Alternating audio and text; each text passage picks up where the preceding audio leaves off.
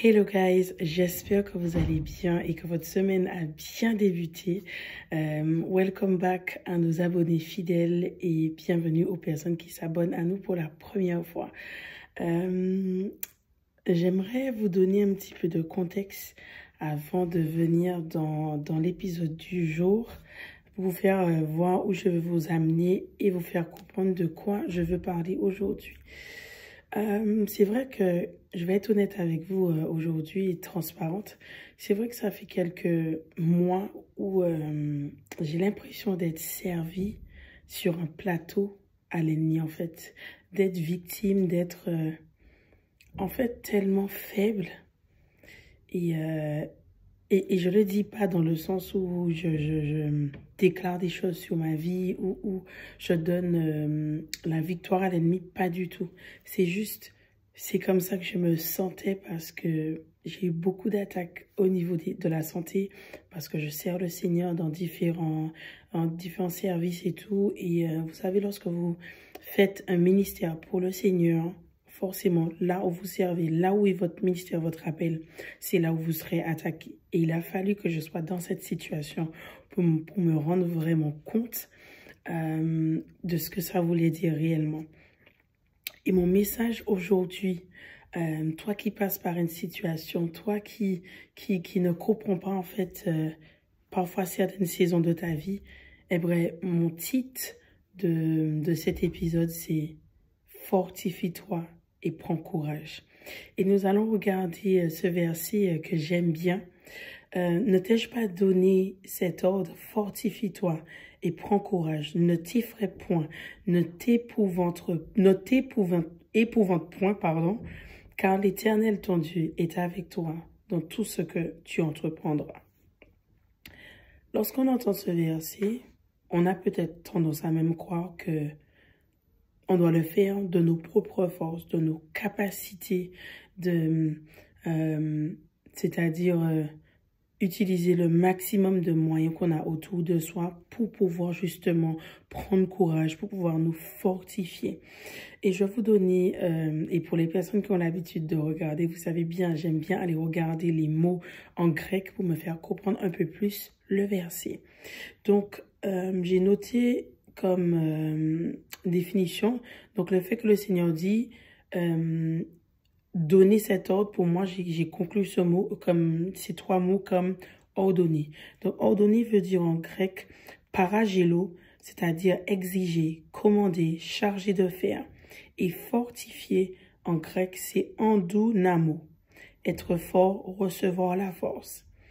Et pour vous donner un petit peu le contexte de Josué, en fait, c'est un homme que Dieu a confié de conquérir les terres. Et à ce moment où Dieu disait à Josué, fortifie-toi et prends courage, il allait conquérir la terre du Jourdain, si je ne me trompe pas. Et j'essaye de me mettre à la place de Josué. Est-ce que Josué n'était peut-être pas en doute? Peut-être pas. Il avait des doutes par rapport à Dieu, mais peut-être doute dans ses capacités. Et moi, j'ai noté que si Dieu a dit à Josué de « Ne t'ai-je pas donné cet ordre ?» c'est peut-être parce que Josué avait des doutes sur « Est-ce que je suis capable de ?» C'est comme un enfant. Vous lui dites d'aller faire ça. Et vous voyez que l'enfant ne fait pas ce que vous lui avez dit de faire. Et vous le répétez encore une fois, est-ce que je t'ai pas dit de faire ça? Venant des Antilles, voilà, il y a des expressions en créole qu'on dit et tout. Mais c'est comme un enfant en fait. Tu as beau dire à un enfant, fais ça, et tu dois te répéter encore. Donc moi, j'essaie d'illustrer en fait le fait que Dieu dit à Josué, fortifie-toi et prends courage. Josué a dû arriver à un moment donné, lorsque Dieu lui donnait de conquérir les terres et tout, il a dû se dire, oui, je sais que le Seigneur est avec moi, je sais que le Seigneur fait, mais je pense juste avant d'avoir pu avoir la terre de Jourdain, il a dû avoir quelque chose qui fait que il a dû se dire, je ne peux pas faire ça. je ne peux pas. Seigneur, tu es sûr que je suis capable de faire ça. Je sais que tu es là avec moi. Je sais que tu le fais encore et encore et encore. Est-ce que tu penses que je suis réellement capable de continuer ce que tu me demandes de faire? Et vous savez, parfois, Dieu va nous mettre à cœur souvent des rêves, souvent des choses qu'il veut qu'on exécute. Mais souvent, on va se poser des questions où on va se dire, je suis nul, je ne suis pas capable, je ne suis pas plus intelligent qu'un tel, je ne suis pas ci, je ne suis pas ça. Mais j'aimerais vous dire quelque chose. Lorsque Dieu vous donne quelque chose, au-delà de nos capacités physiques, il sait qu'on a cette capacité de pouvoir entreprendre, de pouvoir mener à bien les tâches qu'il nous demande ou les rêves ou peu importe en fait ce que Dieu nous demande de faire. Et vous savez, je vais prendre l'exemple, il y a 2 ans où le Seigneur m'avait demandé de faire quelque chose et clairement, j'ai eu peur à l'instant où le Seigneur m'avait parlé. J'ai dit, Seigneur, tout sauf ça. Et j'ai commencé à avoir des doutes. J'ai commencé à dire, mais qui suis-je, Seigneur, pour pouvoir mener à bien ce projet? Qui suis-je? Pourquoi c'est moi que tu as choisi? Il y a tellement d'autres personnes où ils vont pouvoir faire, de mener à bien, en fait, ce que tu me demandes de faire. Et vous savez, lorsque Dieu m'a dit ça, j'ai un peu mis de côté parce que je me suis dit, ça, c'est trop grand. Pour mon intellect, c'est trop grand. Pourquoi? Parce que, étant anglophone, j'ai dit au Seigneur, oui, Seigneur, je fais des fautes, je suis pas capable, ça m'arrive de bégayer parfois. Je me sentais juste pas légitime de pouvoir faire ce que le Seigneur me demandait de faire. Et après ça, et c'est pour ça que c'est aussi important que même lorsque le Seigneur nous dit fortifie-toi et prends courage, c'est aussi important d'avoir des amis qui peuvent nous aider, de nous relever, de continuer, de se battre, de prier pour nous, de se tenir à la brèche pour nous. C'est super important en fait. Et je bénis Dieu parce que au-delà de la prière que je faisais de mon côté et tout, j'avais aussi des amis à qui je pouvais parler, à qui je pouvais dire là, Dieu me demande de faire quelque chose et c'est trop grand pour moi. Et là, j'ai commencé à dire, je suis pas capable. Même lorsque j'ai commencé à faire ce projet l'année dernière, j'ai commencé l'année dernière et là, je disais, j'ai dû arrêter, je crois, le projet pendant 2-3 mois parce que les doutes ont commencé à rentrer et tout. Mais c'est alors que je me suis rappelé de ce verset. Fortifie-toi et prends courage. Si Dieu me donne de faire cette chose, c'est qu'il sait que je peux l'entreprendre, c'est qu'il sait que je suis capable, c'est qu'il sait peu importe l'adversité que je vais mener à bien ce projet. Et j'ai marqué aussi, ne vous mettez pas la pression et rappelez-vous que c'est en persévérant dans les petites choses que Dieu vous conduira à accomplir de plus grandes choses. Vous savez, parfois, on aime demander à Dieu, Seigneur, je veux voir l'image en entier. Je veux voir l'image, je veux voir le chemin que tu as tracé pour moi. Mais parfois, Dieu nous dit de faire un pas après l'autre, un pas après l'autre. Et parfois, comment dirais-je, lorsqu'on fait ce pas, lorsqu'on fait confiance à Dieu, lorsqu'il nous dit, prends courage, fortifie-toi, c'est qu'il sait qu'il sera à vos côtés, c'est qu'il sait, il ne vous délaissera pas, il ne vous abandonnera pas. C'est pour ça, lorsqu'il te dit ça, c'est-à-dire, c'est d'avoir une confiance aveugle, et de croire que lorsque le Seigneur te dit fortifie-toi et prends courage, c'est parce qu'il sait qu'il va te donner la force dont tu as besoin. Il va te donner la force dont tu as besoin. Et j'ai noté comment se fortifier. C'est vrai que le verset nous dit fortifie-toi et prends courage. Mais comment pouvons-nous prendre courage? Comment pouvons-nous fortifier? Premièrement, en prenant conscience que c'est de lui que viennent ces deux capacités, la force et le courage. Vous savez, avant, lorsque je priais, j'aimais dire au Seigneur, Seigneur, donne-moi de la force, donne-moi de la force, permets-moi de. Mais je me suis rendu compte que le Seigneur, c'est lui notre force. Donc j'ai changé, au lieu de dire au Seigneur, est-ce que, j'ai dit Seigneur, sois. Et je me rappelle, et encore aujourd'hui, j'expérimente la chose, c'est-à-dire, parfois je dors tard parce que j'ai des projets, parce que j'ai des choses que je fais et tout. Et des fois, je sais que je ne dors pas suffisamment. Et tu sais, des fois, tu as envie d'expérimenter réellement la force que Dieu dit qu'il a à te donner, ou du moins la force qu'il est pour toi.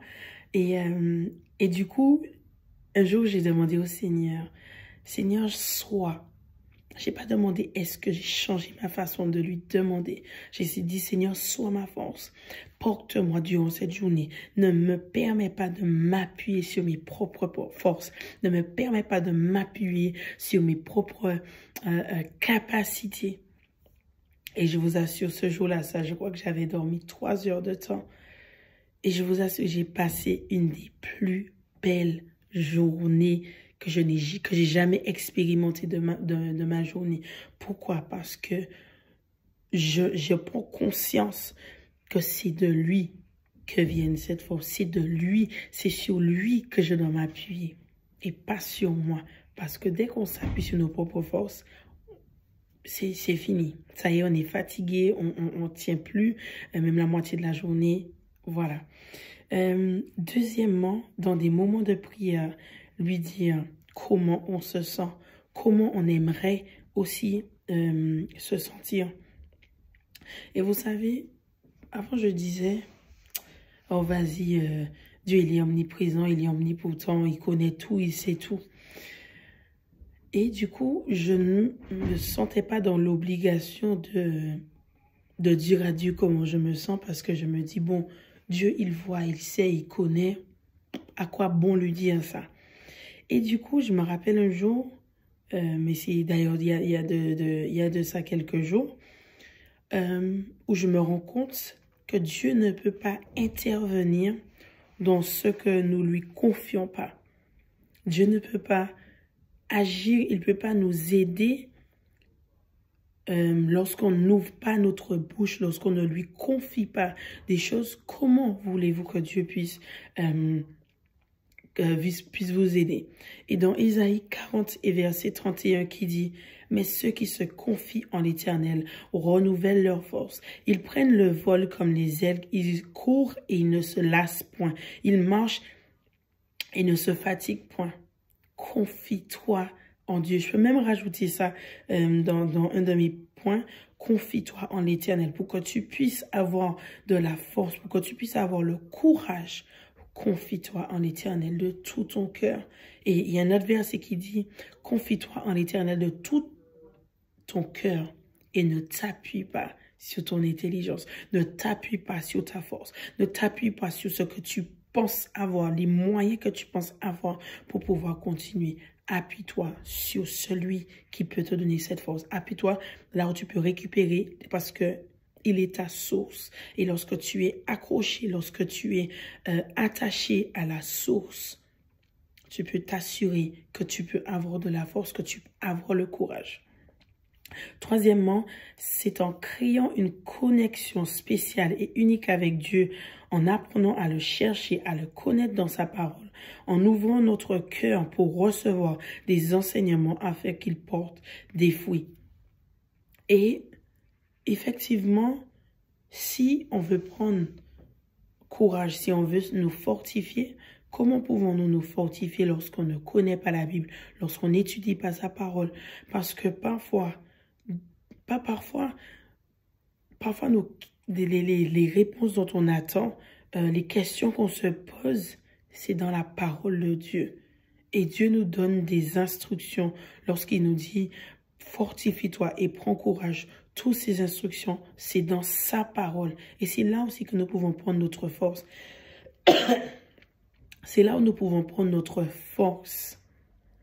Et c'est ces versets aussi qui dit « N'éloigne pas ma parole de toi ». On a besoin parce que c'est ta source, parce que c'est là où tu vas prendre des forces.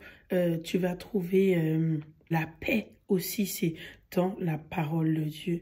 Et je me rends compte, plus je lis la parole de Dieu, je ne vais pas dire que dans certaines situations, il n'y a pas de stress. Mais lorsque je sais que ces choses montent en moi, la parole de Dieu, je fais en sorte d'aller prendre. Et cela m'apaise. Donc, fortifiez-vous, prenez courage dans la parole de Dieu. Et pour conclure, nous sommes et nous resterons vulnérables, peu importe le degré de notre spiritualité. Aucun de nous n'est à l'abri de perdre sa force et son courage.